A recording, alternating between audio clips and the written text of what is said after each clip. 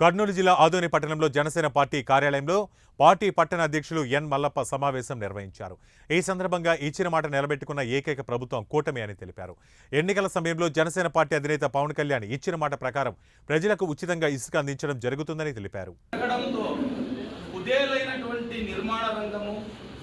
ఉపాధి కోల్పోయినటువంటి భవన నిర్మాణ కార్మికులు ఇవన్నిటి మీద టీడీపీ, జనసేన, బీజేపీ చేసినటువంటి పోరాటాలు, వీటన్నిటి ఫలితంగా ఈరోజు ప్రజలందరూ ఎన్డీఏ కూటమిని పెద్ద మెజారిటీతో గెలిపించారు. కాబట్టి ఈరోజు గెలిచినటువంటి ఒక్క నెలలోనే కొత్త ఉచిత ఇసుక పాలసీని ప్రవేశపెట్టి ఉచితంగా పేద ప్రజలకే కాదు, ఈరోజు నిర్మాణ రంగంలో ఉన్నటువంటి ప్రతి ఒక్కరికి ఉచితంగా ఇసుక అందిస్తున్నటువంటి ప్రభుత్వం ఎన్డీఏ ప్రభుత్వం.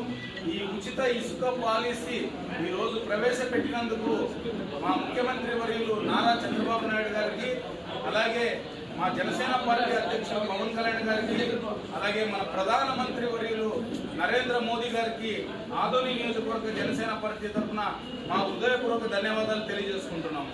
గత 5 ఏళ్ల పాలనలో కేవలం తమ చుట్టూ ఉన్నటువంటి కోటరీ జేబులు నింపుకోవడానికి ప్రైవేట్ యాజమాన్యానికి ఈ యొక్క ఇసుక సరఫరాను అప్పగించి విచ్చలవిడిగా 1కి 5 రేట్లు పెంచేసి సామాన్యునికి ఇసుక అందుకోకుండా చేసినటువంటి ప్రభుత్వం వైసీపీ ప్రభుత్వం.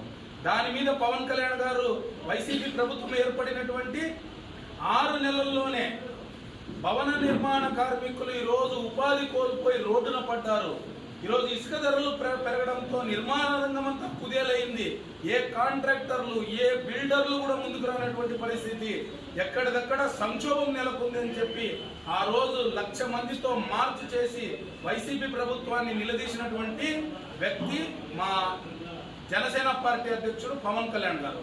ఆ రోజు ఒక్క మాట చెప్పారు ఆయన, ఖచ్చితంగా జనసేన స్థాపించబోయేటువంటి ప్రజాప్రభుత్వంలో ప్రభుత్వం వచ్చిన వెంటనే ఉచిత ఇసుకని మేము ప్రజలకు అందిస్తామని చెప్పారు.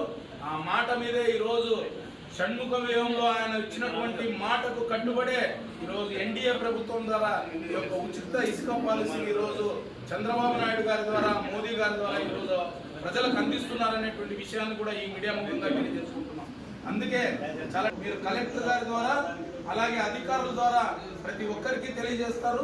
రాష్ట్రంలో 120 స్టాక్ పాయింట్ల ద్వారా ఈరోజు ఇసుకను అందిస్తున్నాము.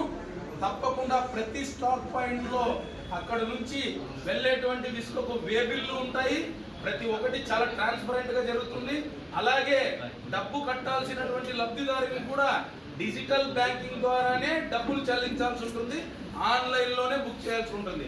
అంటే ఎక్కడ కూడా అక్రమాలకు తావివ్వకుండా, ఎక్కడ కూడా నాయకుల జేబులు నింపుకోవడానికి తావివ్వకుండా చాలా పారదర్శకంగా ఈ యొక్క ఉచిత ఇసుక పాలసీని ఈరోజు ఎన్డీఏ ప్రభుత్వం ప్రవేశపెట్టింది.